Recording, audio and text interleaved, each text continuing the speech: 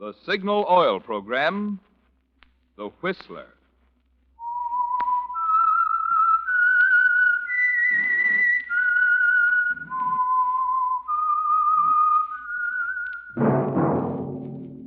That whistle is your signal for the Signal Oil Program, The Whistler.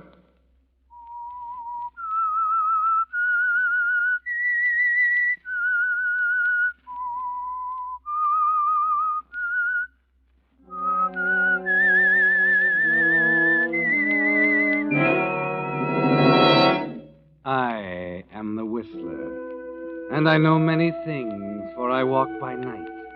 I know many strange tales hidden in the hearts of men and women who have stepped into the shadows. Yes, I know the nameless terrors of which they dare not speak.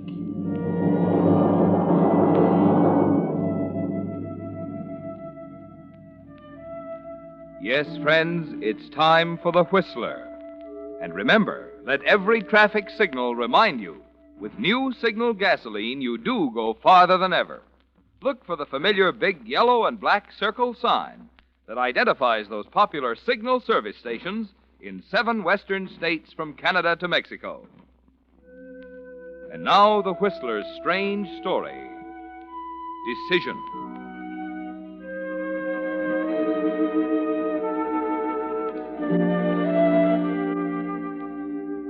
Months later, when he finally got a chance to think about it clearly, he decided that if it hadn't happened so suddenly, it might not have happened at all.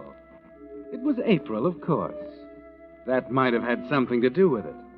The rhododendrons were blooming in Golden Gate Park, the kids playing ball on the green lawns, and spring sifting in the open window of his office on the 20th floor of the Hamilton Building, as Dr. Paul Evans sat looking at an uninspiring assortment of x-rays of Mrs. Harrison's chest cavity. Excuse me, Dr. Evans. Oh, what is it, nurse? There's a phone call from Mrs. John Cameron. Can you see her today? Is it important? She says so. Well, they all do. When am I free?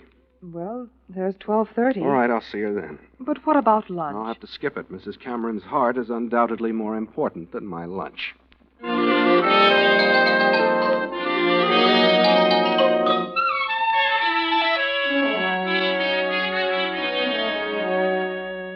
Yes, it could have been the way that it happened.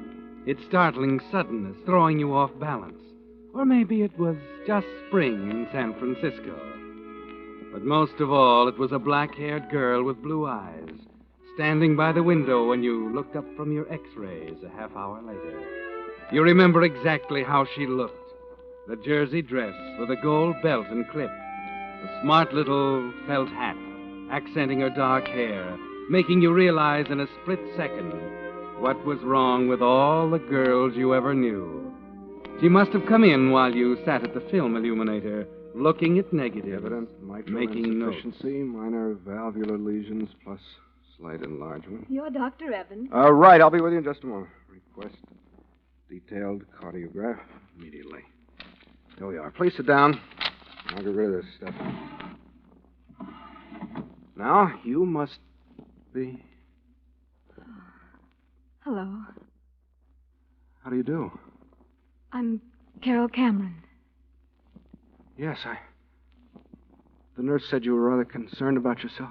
Oh, it's not about myself. It's about my husband. I see. John Cameron. Perhaps you've heard of him? Stocks and bonds, isn't it? Yes. Few too many, I'm afraid. Oh? He's been under a terrible strain recently. The night before last, he had a rather severe attack. His heart?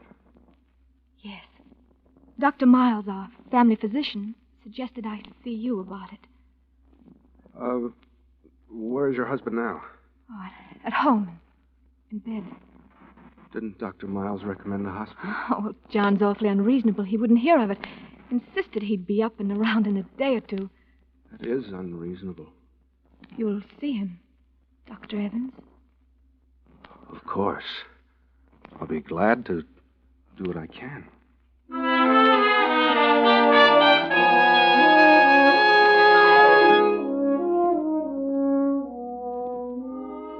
Just like that, Paul. A minute or so, and she's gone. You look up, you see her. And 30 seconds later, she could ask if you'd mind going to the North Pole for her, and you'd tell her you'd be glad to. All afternoon, you try to shrug it off. Tell yourself it's fantastic, that this is the sort of thing that keeps you away from second-rate movies. But that evening, when you call on John Cameron, it's still there. Lucinda Withers, the housekeeper, is waiting outside the door after you finish your examination. Where's Mrs. Cameron, Lucinda? She went out for a moment, sir. Tell me, is it serious? I'm afraid it is. I knew it. I could see it coming on. He's like a son to me, Doctor. I've been with the family for 20 years now, since way before she came. I see. He was never like this before. What do you mean by that? She's not good for him. Worries him. Makes him nervous. Keeps him thinking about the 15 years between them. I'll have a prescription sent over in the morning. I better be going now. My taxi's waiting outside. Let's keep him as quiet as you can, and I'll check him again tomorrow. Very well, Doctor. Oh, Dr. Evans, just a minute. I wondered what happened to you. I was just about to go. I left instructions with the maid. How is he? Angina pectoris. It's rather serious, I'm afraid. Oh, he hasn't been taking very good care of himself. He's got to now. I see. Must you go right away? I'm afraid I'd better. My taxi's waiting. Oh, I thought it was waiting. It doesn't seem to be there now. That's odd. I told him to wait. I didn't even pay him. Oh, I'd be glad to take you. I can't understand. Oh, the car's down at the curb. Oh, no, I couldn't. It'll only take a minute to call Oh, another... please let me. It's really no trouble. All right. I'll get my coat.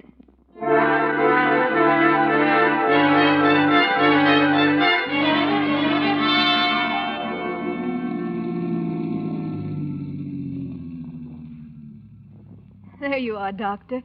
Right to the door. It was awfully nice of you, Mrs. Cameron. Well, I guess the next thing to do is get out. Oh, just a minute. I want to tell you I lied about the taxi. I told him to go. Why? Because I wanted to take you home. I'm very flattered. That's all. I just wanted to tell you. It happened to you, too, didn't it? Yes. There's a friend of mine, Dr. Andrews, awfully good heart man. I'm sure he'll take Oh, the case. please.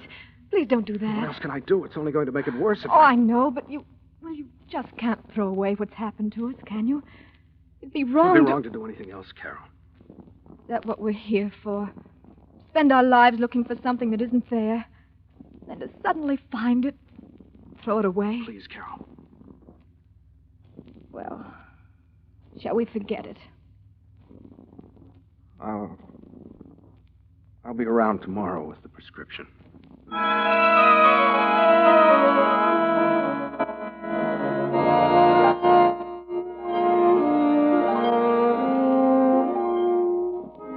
So that's the way it started, Paul. Yes, it was easy to analyze it, to list a million reasons why it was wrong. But the trouble was that when you were all through analyzing, it was still there, stronger than ever. You visit John Cameron the next day, and the day after that. And before you know it, the days have grown into weeks. And the night you arrange to meet her secretly at that little French cafe on Washington Street leads to a lot more of them. The two of you at the little corner table Pierre reserves especially, not saying much, just watching the flickering candles all around the room, listening to the music. Well, it's been over a month now, Carol. Yes. Hard to realize it. Are you happy? Happy and miserable. Did you expect anything else? No. I knew it was going to be this way. Oh, it's just that I feel so helpless. I'm glad you could come tonight, Carol, because Because what? Because I think this is going to be the last time. I was afraid you were going to say that. Oh, don't you see how impossible it all is? We're both beating our heads against a stone wall. You're right, Carol. We are helpless. The only thing we can do is try and be square with ourselves. It just won't work any other way. I suppose not. He'll probably go on like this for years. He might if he's careful. Oh, it's terrible to feel this way. What way? I can't help it, Paul. I almost wish he'd... Oh, it's true. I never loved him, Paul. My family thought he'd be good for me. I didn't want any part of it. I know. You don't have to tell me. He's unhappy. He's sick and miserable. It'll always be that way. Why should Please, he... Carol. This is going to be the last time. I mean it. I think I can get Andrews on the case next week. Look at me, Carol. It's going to work out somehow. In the right way. Will you believe that? All right, Paul. If you say so.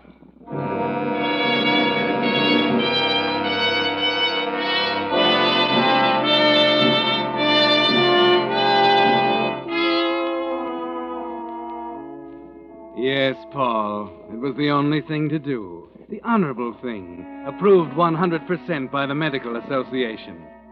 But it doesn't help you sleep that night. And it doesn't help the next day when you make your regular call on John Cameron. Examine him. Find him the same. Leave his prescription bottle with Carol and go. Yes, it had to end, Paul. Because you were both beginning to think the thing that Carol almost said at the restaurant. That you both wished John would die. Then at 10 o'clock that night.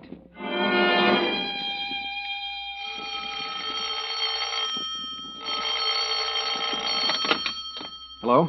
Dr. Evans? Yes? You must come at once, Doctor. Mr. Cameron's had an attack. I'll be right over, Lucinda. Now listen carefully. There's a bottle of amyl nitrite in the medicine cabinet in the bathroom. Break up a tablet in a handkerchief and make him inhale it. Is that clear? It's too late for that, Doctor. I'm afraid he's dead.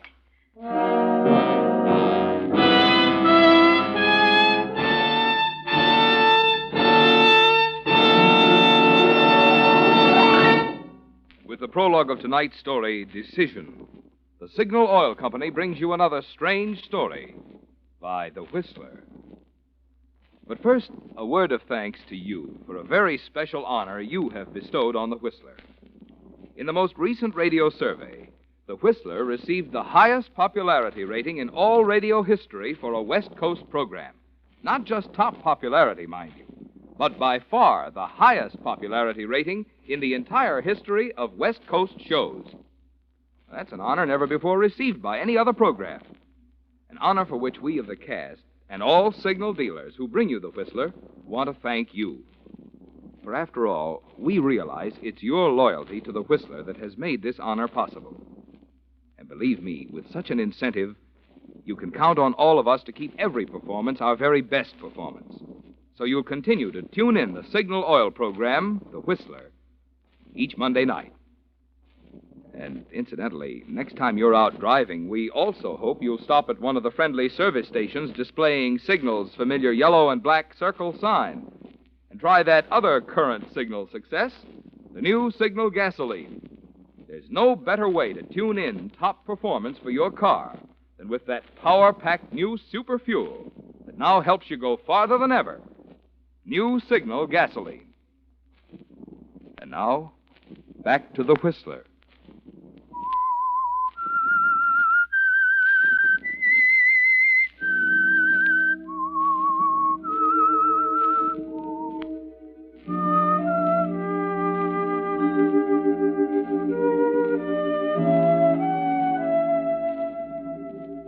So it finally happened, Paul.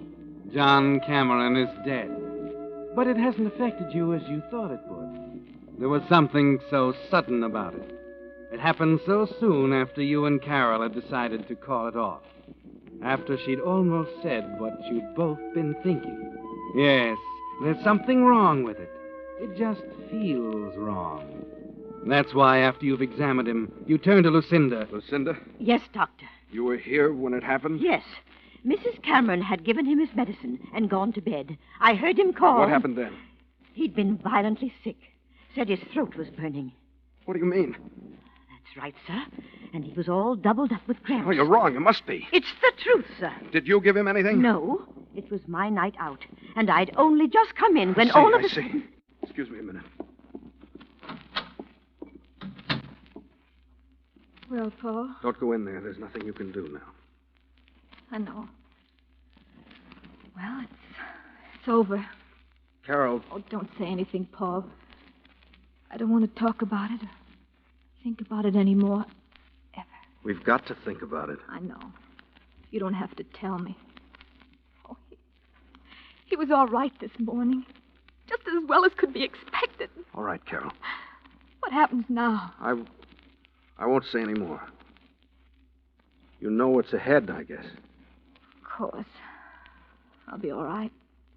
Oh, it's just You better get to bed. You need some rest.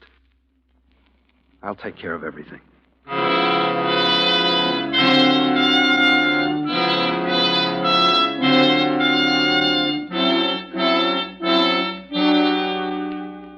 It's almost midnight when you get back to the office and take the prescription bottle out of your pocket, the one you took from Carol's medicine cabinet. You forget to take off your hat and overcoat as you throw a few pieces of laboratory equipment together, dissolve the powder in water, and make a test.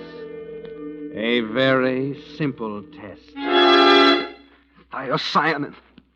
I knew it.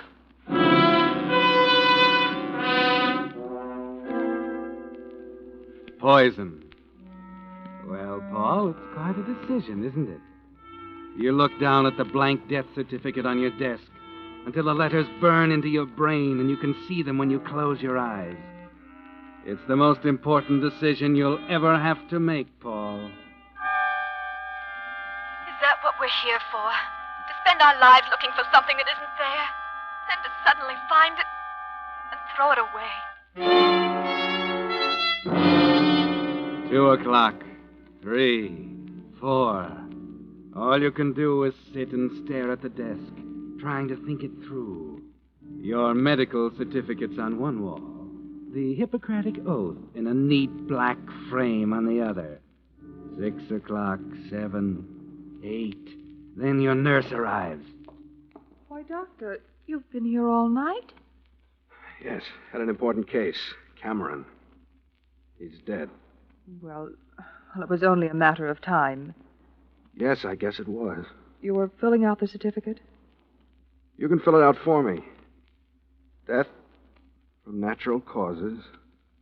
Angina pectoris acute.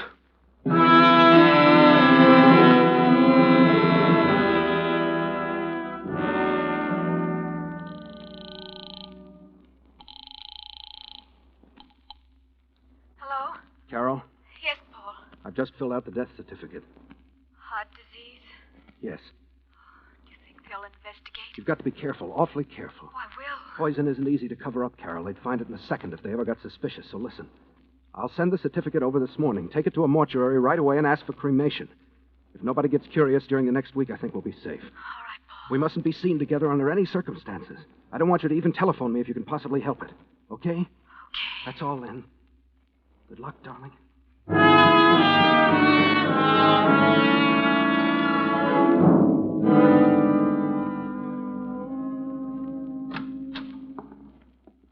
Hello, Evans. Oh, hello, Miles. How are you? A little puzzled at the moment. Thought I'd drop in for a minute. Sure, have a chair. Thanks. It's about Cameron. I've had a rather distressing experience. Oh? You know, I've been their family doctor for some time. I didn't know Mrs. Cameron before she married John some years ago, but I've always thought her a rather charming person. She seems to be. You know her pretty well, Paul? Well, naturally, in attending her husband, Of course. You think she's a woman of character? I'd say so. So would I. Miss Lucinda Withers, however, seems to think she's a murderess. What does that mean? I don't know. The woman was completely confusing, a lot of rambling, disconnected remarks that seemed to imply that you and Mrs. Cameron were in love. But there was a practical reason for her requesting cremation, when Cameron had always been against it. Oh, what's wrong with that, supposing she didn't know? I just think, Paul, that you ought to do something about Miss Withers. You know as well as I that this sort of thing can ruin you.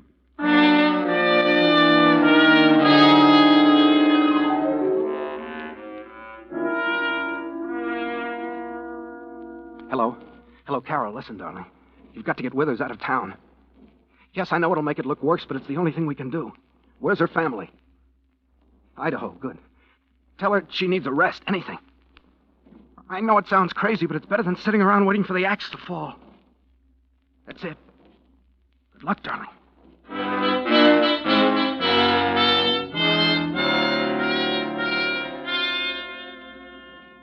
You're walking on thin ice, Paul. You can almost hear it cracking under your feet. And it seems to be getting thinner. The funeral on Thursday, then Friday, Saturday, and Lucinda's still in town. Carol was right. It only made it worse to try and get her to leave. You're just waiting now. It's only a matter of time. And then bright and early Monday morning... Hello, Doctor. I'm Willard Stevens. How do you do? I'm afraid I don't... I'm John Cameron's cousin. Flew out from New York. I see. I have a rather delicate problem on my hands, Doctor. I hope you'll understand. I'll try to. About John's death, I had a letter from him indicating he planned to make certain changes in his will. It arrived just a day or two before he died. Does that suggest anything to you? No, I'm afraid it doesn't. You naturally ascribed his death to his heart condition. Yes, naturally. Well, I realize it would be embarrassing for me to contest your diagnosis. I'm hoping you'll work with me in... In what? Well, I had a talk with Miss Withers the night I arrived. She's a meddlesome old fool. No? How did you know? Dr. Miles told me. Does that answer your question? It answers that question. I assume you have others, then. Indeed, I have. And I'm afraid, Doctor, there's only one way to answer them. What's that? An exhumation and an autopsy.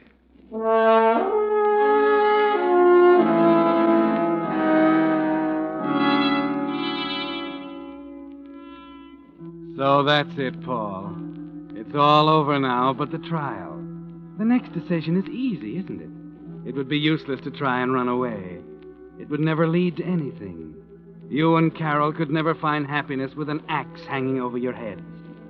So the next day, during the autopsy, you sit at home quietly in the chair by the phone, waiting for it to ring. Hello? Hello, darling. Is it over? Yes. They're waiting downstairs to take me to the coroner's office. Paul, would you do me a favor? Anything, Carol. Will you leave now? What do you mean? Oh, look. If it's going to happen, there's no reason for it happening to both of Oh, us. that's about the most ridiculous thing you ever Paul, said. please, Go with them, listen to Carol. me. I'll be down there in an But hour. Carol, there's only one thing in the world right now. When that's gone, I don't want to be here anymore. I hoped you'd say that. Keep your chin up, darling. I'll see you in an hour.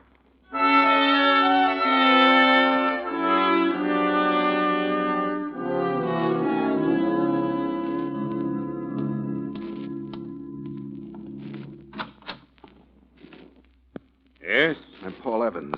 Oh, this way.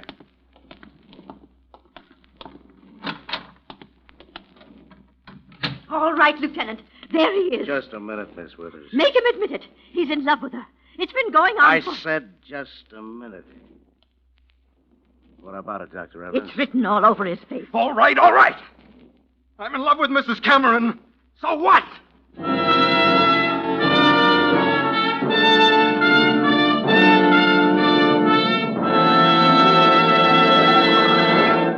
The Whistler will return in just a moment with the strange ending of tonight's story.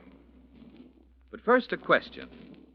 Why do you suppose it is that almost 5,000 of today's overaged cars are dying, going out of service each day? Are they completely worn out? Definitely not. But certain vital parts are worn out which can't be replaced today. That's why signal dealers take no chance of overlooking even one part when they lubricate your car. Instead, they use Signal's famous lubrication chart, on which the maker of your car shows every lubrication point and specifies which of Signal's 9 specialized oils and greases each part should have for long, trouble-free service. And to make doubly sure not a single part is missed, your Signal dealer checks each part against this chart not just once, but twice, which is why it's called Signal Double-Check Lubrication. This is just another example of the more thorough, more conscientious service your car gets from an independently operated Signal station. Another reason your signal man is a mighty good man for you to know now, when you really want your car to go farther. And now, back to the Whistler.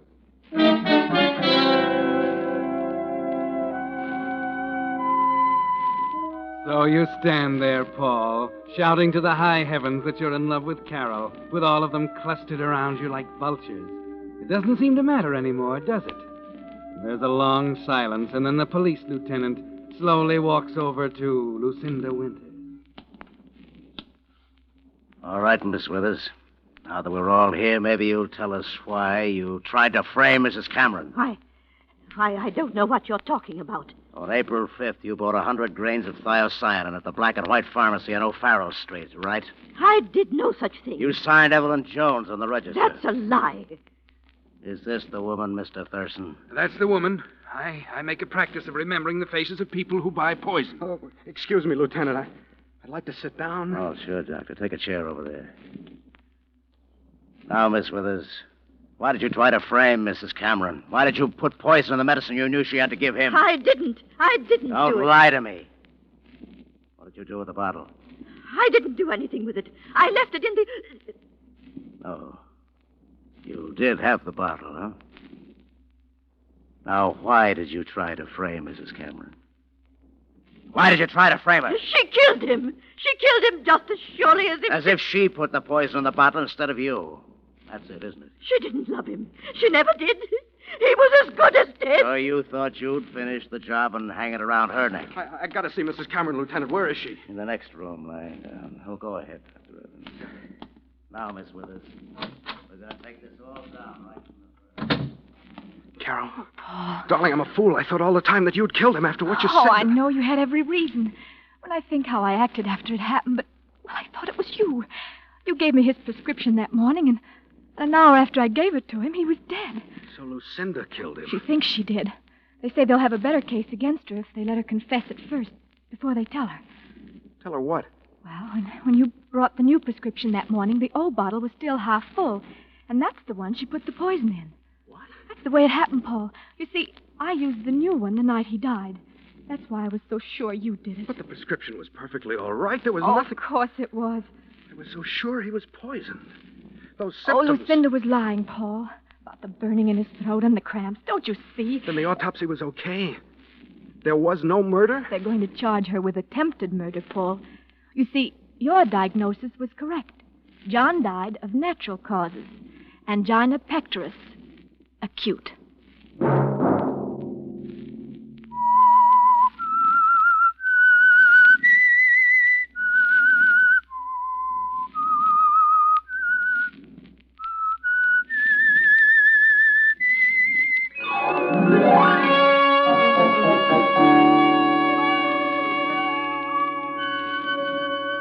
Next Monday at 9 o'clock, The Whistler will bring you another strange tale. The Whistler is broadcast for your entertainment by the marketers of Signal gasoline and motor oil and fine quality automotive accessories, and by your neighborhood Signal dealer. This program, produced by George W. Allen, with tonight's story by Harold Swanton, music by Wilbur Hatch, is transmitted to our troops overseas by the Armed Forces Radio Service.